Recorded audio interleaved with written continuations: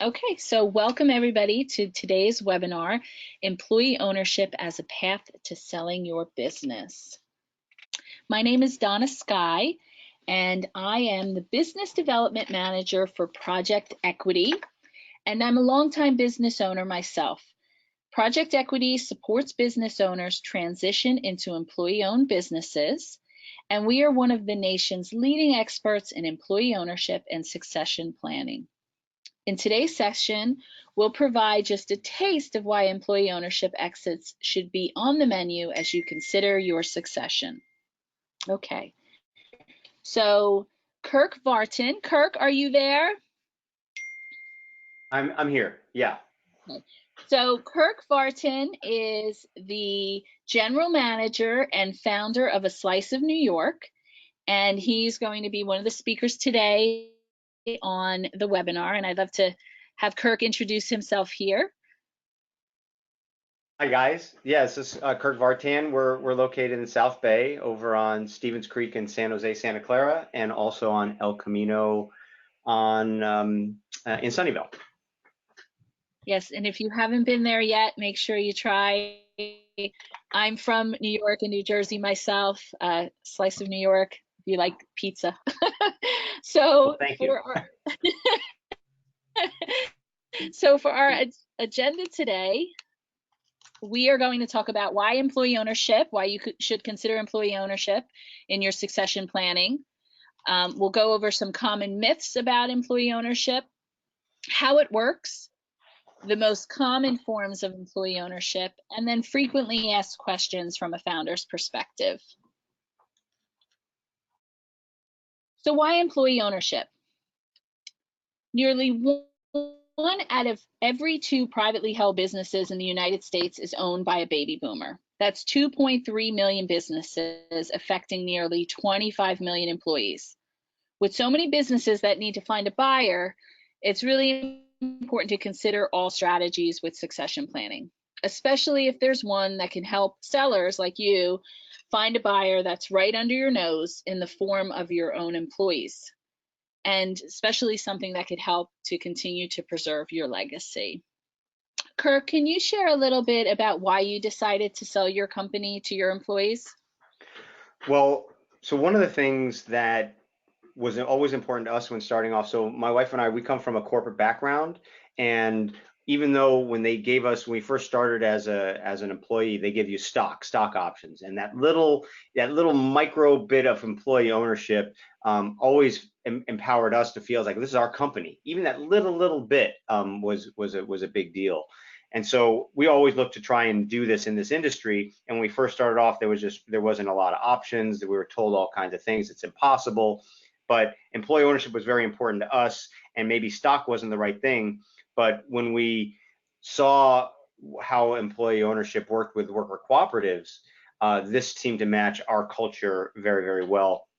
How do you reward employees for their performance? How do you directly compensate them based on their work ethic and their deliverables?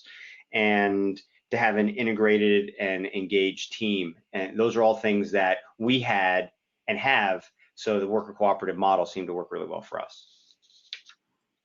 Thank you. So it's important to go over some of the myths. I have many conversations, and I'm often the first point of contact that speaks to business owners that reach out to Project Equity. And we found that these are some of the common things that come up or may even prevent businesses and employees from considering employee ownership. So the number one myth is my employees can't run my company. Your employees won't run the business. That's the job of the CEO and the general manager. But management can stay in place. And if there isn't someone who's currently working on your company that can replace the owner, we can help you find a general manager or a CEO to take on that role. Number two, my employees don't have the money to buy the company. They don't have to. Employees bring in an equity buy-in that is reasonable and set to be affordable, yet is a financial commitment, so they have some skin in the game. The company pays for itself out of future profits. Myth number three, I won't get a fair price for my company if I sell to my employees. This is something that definitely comes up often when I speak to business owners. So not only should you get market value, this can also be a lower cost solution for sellers with significant tax advantages. And number four, it's too complicated or it sounds hard. Truth be told, any of these options for selling your business will take time and effort and thoughtful planning. But this option will take about 12 months, and you can get support along the way to help navigate through the process. Kirk, can you speak a little bit to, which was the most important myth for you as you were going through this process, or something that came up for you prior Yeah, to sure. considering? Yeah. I mean, these are all valid concerns, and I think everybody inherently feels this to some degree and some anxiety around it. Being hard, it should not be one of those things. I mean, that may be, I don't know if that's a myth or, and like you said, anything is hard, but it's definitely all possible to do and is very doable. And one of the things that was most important to me that was not on here, and maybe it's something that we can integrate next time, is about, again, back to that culture. The culture is probably the most important thing, and because a worker cooperative isn't for all businesses, you have to have a culture, an employee culture, and a team culture that supports it. And if you don't have that, I think it would make it very, very difficult. So that to me is making sure there's a right culture fit for this type of approach and empowered workforce. And if that's the kind of employee base that you have, then it's a good option to be considered. Thank you. Sure. So how does it work? There's a lot of information to cover here, but we'll go over how an employee ownership exit works at a very high level. And for all of you to know, again, you'll be invited to have a free one-on-one consultation with myself to dive more deeply, specifically to answer questions about your company. But at a very high level, the way it works is the owner sells the business to a new employee-owned structure. This sale is typically financed by a combination of equity and debt, and the new employee-owned company pays down the financing at a future profit. There's obviously a lot more nuance and complexity, but at the very highest level, this is how it would work. So the different forms of employee ownership. There are several types of employee-owned structures, but the most common and the ones that we're going to talk about today are worker-owned co-ops and ESOPs. So an ESOP, where there is the most common form of employee ownership, and the good news, as I said, is that there are choices, and there's more than one type of employee ownership structure. And since each company and business owner situation is different, it's important to consider which is the right fit for you. And although the employee stock ownership plan, or ESOP as it's commonly known, is definitely the most common, it's important to also know about the worker-owned co-op. So an ESOP is the most similar to a retirement plan.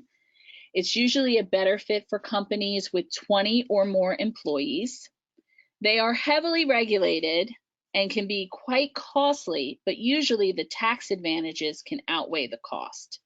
Project Equity also specializes in democratic ESOPs, and these are ESOPs that give worker owners a voice in the governance in the company. And that's not a given in traditional ESOPs, but in democratic ESOPs it is. Then we have worker-owned cooperatives. They're a good fit for businesses of all sizes and are governed by the worker owners or members of the company. The worker owners will have a say in strategic decision making and would also adhere to the principle of one worker, one vote. They can be simpler and less costly to set up. Kirk, can you talk a little bit about which structure you chose and why? Yeah, so, and I would temper that. I mean, that's a good kind of very technical description of the two. The worker cooperative is a much more straightforward, in my opinion, a much more straightforward, easy to understand and implement process. An ESOP is I would say I don't think 20 is the right number. I think it's more like probably 40 or more for something like that, just because of the complexity, the regulations, and the valuations that have to happen. So I just, for the people that I've been talking to locally here, the worker cooperative model is probably what everyone's going to focus on. So we picked that. It uses existing. We implemented an LLC structure, so we had an existing organization that was an LLC. So we just merged this new entity into that existing business structure. It's again easy to manage. It's a known process. We have a board that we elect of our members internally. What we did, so that again a straightforward way to support that. It's a member managed business, and in my case, I have a board position for 5 years, so that allows me to have governance input of the company during that duration where I'm holding a note, which we'll get into later. And we actually implemented another tool called an earnout agreement, which you can use to more accurately reflect current valuation of your business, but to allow the prior owner or the previous owner to take advantage of any future kind of windfall profits that happen based on new engaged workforces. So it's a way to fairly represent and still recover some value that you don't want to necessarily build into the front of the business of that sale, which you may feel you're entitled to, but the business can't justify. But if it does show that profitability in, say, year 2 or 3, you can recover some of that value that you feel, and probably rightfully so, was in the business. And if it doesn't materialize, then there's no impact to the business either, or the workers that are there. Thank you, Kirk. Sure. So let's talk about how these deals are financed. So as mentioned earlier, the sale of a company to its employees can be funded in a variety of ways. The deal can be 100% owner financed, or a combination of owner financing and outside financing from a lending institution. The percentage when bringing in an outside lender can be upwards of 50 to 70% of the total price, and 30 to 50% owner financing. But as I shared, these deals can also be 100% owner financed. So Kirk, can you share a little bit about how your deal was financed and why it was financed that way? Yeah, we decided to finance this internally. When we first started our company, we didn't have any bank loans.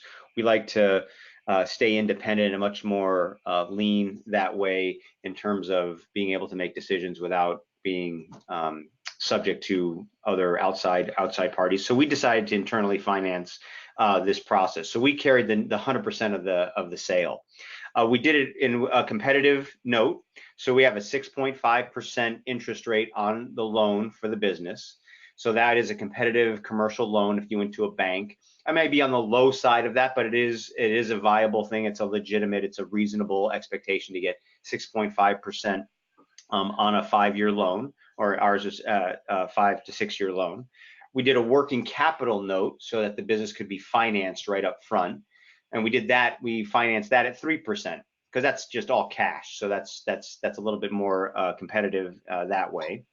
And then we also, and by holding the note, we could be more flexible in how we structured payback if we wanted to forgive certain months, or delay it, not forgive, but delay it, so that there was a down quarter or a down month. If the business is not able to pay the note, we're not going to foreclose on it. Where if it was Chase or Citibank or some generic corporation, they don't really care about this small business. They just want their money, and if they don't have it, they might hit you with extra finance charges. Maybe they ding your credit. So we just didn't want that outside. This was unique enough that we wanted to be able to handle more of those challenges internally and not go outside. But that's really why we decided to finance. But like Donna said, you can finance up to a majority percentage of that sale. But again, for us, it made much more sense to financially support it internally. Yeah, it's important. And then again, how you were able to really customize it in a way that felt right for you and your business. So thank you, Kirk. Yeah, you bet. So a founder's perspective. So we definitely covered a lot of information in this short amount of time, but there are a few additional frequently asked questions we also wanted to cover as you consider employee ownership in your succession planning. So, for example, something that owners often ask is, what changes, how does the company change when it becomes employee owned? Kurt, can you speak to what were some of the changes that you noticed since your company became employee owned? So one of the first things that we did, obviously as members, you vote in a board that represents. It's a representative government. I mean, I consider this more like a small city or a small sovereign government where you have your own constitution and your operating agreement or your articles of incorporation, and then you have your members, which are your populace, your population, and then they vote in their city council or their local government, which is their board. And so we have members make up that board that now are going through governance decisions and strategic decisions in our business. And one of the first things we did as a board is we established our own PTO policy, paid time off policy, vacation policy, which we never had before. And that was something that we have an open book policy, so we have all our books are open and transparent, so people at all our general meetings and staff meetings and company meetings, we have been sharing the finances, the highlights, and costs with the staff for quite some time. But now they actually get to start digesting and analyzing profit and loss statements, balance sheets, and looking at budgets and strategically planning and how do you budget things, and if you want to raise, well, where's that going to come from? And if we do a quarterly bonus, well, how's that going to happen? And where's that money? And do we have a rainy day fund? So starting to think about that and changing their perspective was probably what I've noticed the most. And you just have a very engaged workforce now that really focus on the details that the owners typically look at, like wasting plates or wasting this, or something breaks. It's like, oh geez, well, that's coming out of our profitability, and it just ties it that much closer to the individual because they know that the money in the business is theirs, and that if that money has to be spent on a repair or a broken piece of equipment or a fix or whatever maintenance, that is real to them. It's tangible. Yeah, that makes sense for sure. A deeper, they act like an owner. Were there things that you did specifically? I know you talked about culture to really deepen that sense of ownership for the worker owners once the conversion happened. We do some offsites. So we did some strategic planning with just members. So we did like some team building, which is harder to do with a larger organization. We have about 35 people in the larger group, be making it full and part time.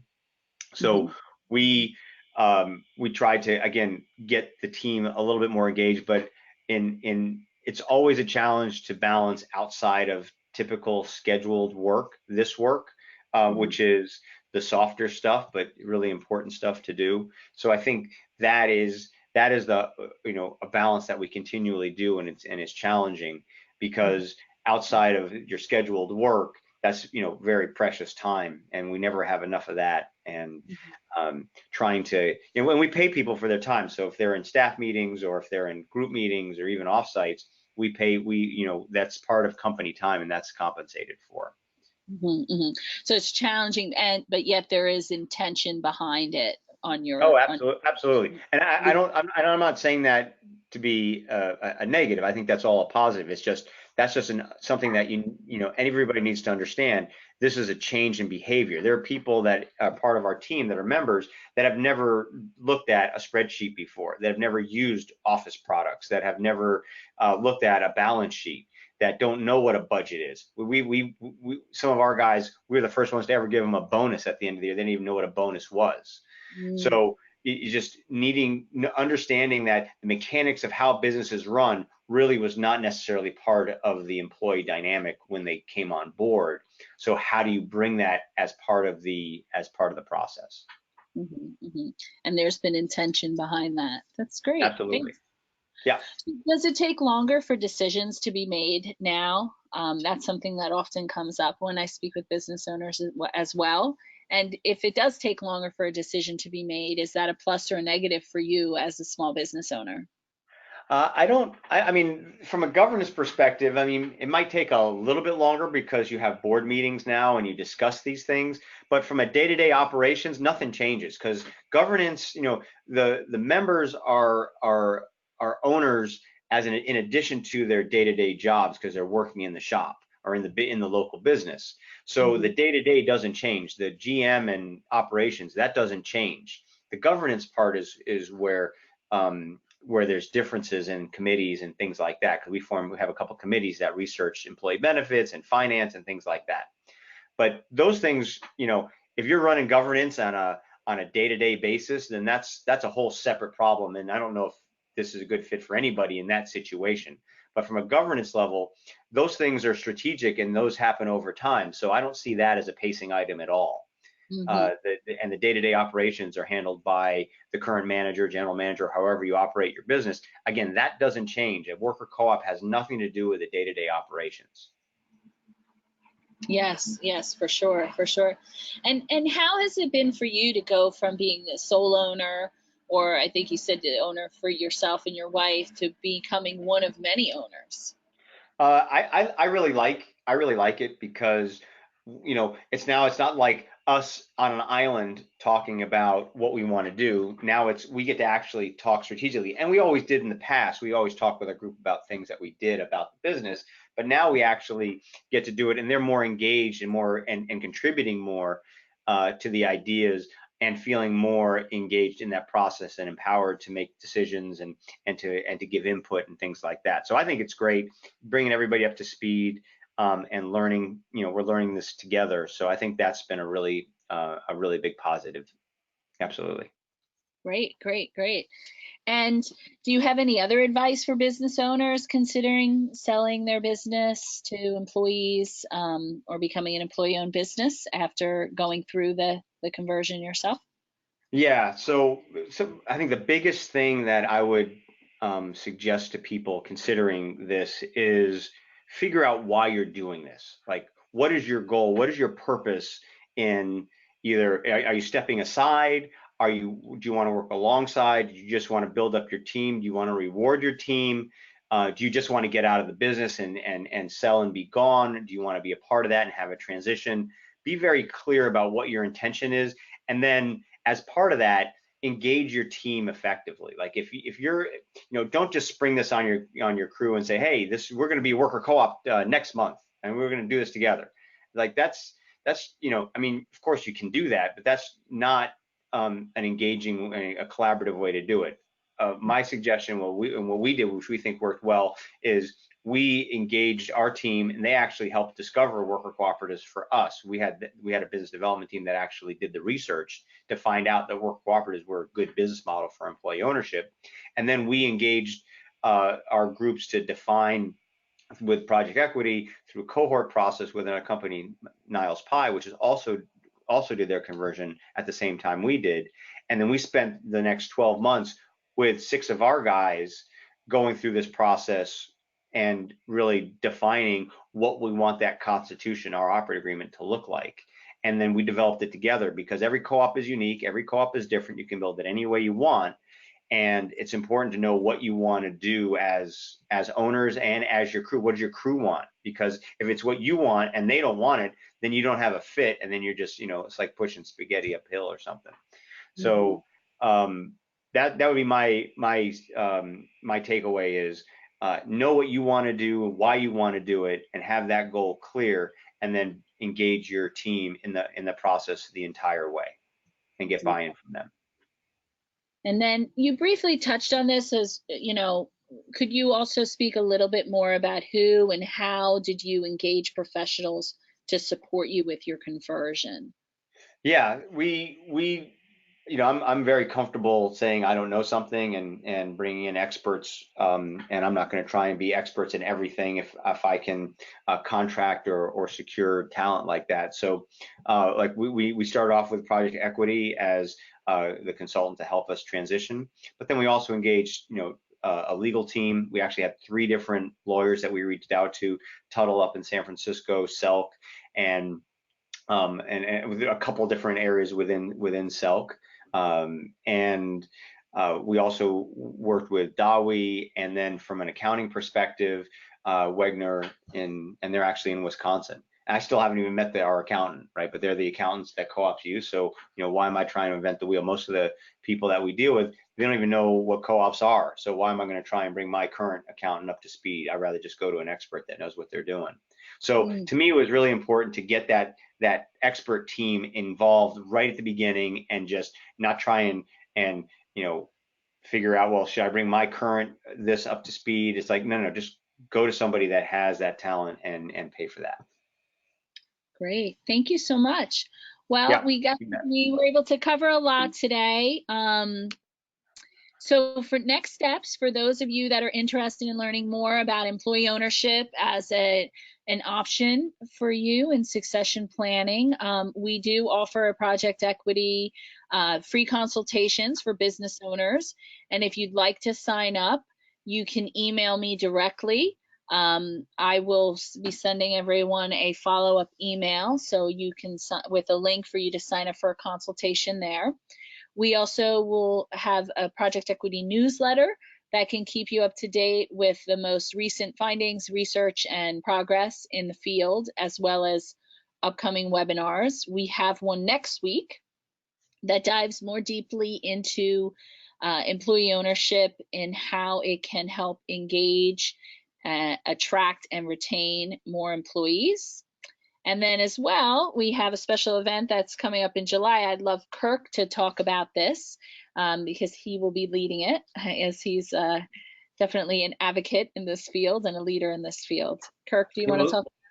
Yeah, sure. So it's one of the things that you asked, what do I enjoy about this transition? Part of it is advocating on behalf of kind of the movement. That's one of the co-op principles, is how you support other co-ops and other people in this industry and helping do this. To me, this falls in line, like seminars like this or workshops like this or others fall in line directly with that effort. And to that extent, we're also engaging local government, so City of San Jose, City of Santa Clara, and City of Santa Clara, with their council has requested a study session on worker cooperatives for employee ownership. So that's Tuesday, July 9th. It's a Tuesday evening at 6 p.m. and it's a 1-hour session where we're going to be leading a discussion with experts from Dawi and USFWC and Project Equity and SELC and Arizmendi are all going to be in the chambers and discussing what worker cooperatives are, why they're important to cities, and how the cities can better engage their business community with this type of options going forward. So I hope that if you want to learn more, it'll be live streamed as well. But if you can attend, it's open. We have a Facebook event on that specific thing. So we welcome you to join us Tuesday, July 9th at 6 p.m. Well, thank you. I will be there, and I hope more of you can attend. It sounds like a great event. And again, if any of you want to sign up for the webinar, there will also be a link for you to do so there. So thank you, everybody, for joining us. I hope you enjoyed the webinar. Thanks. Goodbye. Thanks, Donna. Thanks for setting it up. Thanks.